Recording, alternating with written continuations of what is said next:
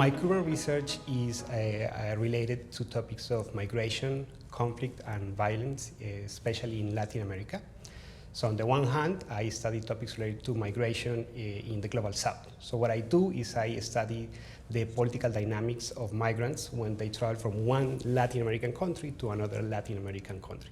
We try to understand how governments in a context of weak state capacity can promote policies to integrate migrants and to help to assimilate them to a new context, to a new life. So we study policies related to cash transfers, policies related to work permits. So in many of my research, I actually engage with organizations and government organizations from the host country. So this is in Costa Rica, in Colombia, and Peru, in which we try to engage with these organizations to promote the integration of migrants into the social net programs. On the other hand, part of my research is focused on political conflict and violence, how people that experience violence are affected, and how that affects their political participation in the future. So what we do is some political workshops in which we interact with former combatants. This is former combatants from the FARC rebel group, and we try to understand how they can transform the political capital that they have into electoral political capital. I am working on some projects about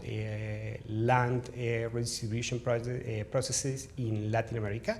These are land processes focused on Afro communities. So this is about Afro descendants in Colombia and Brazil.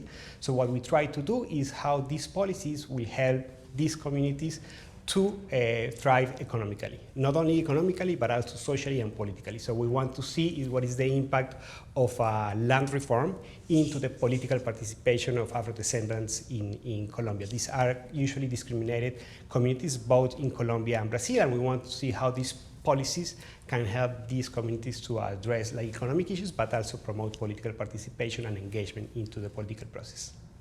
So I guess what the students need for my classes is just that they want to learn. I think what I want to do in my class is that at the beginning we are going to look at some methods on how to read the papers and how to read current and cutting edge research, and then we take that into policies.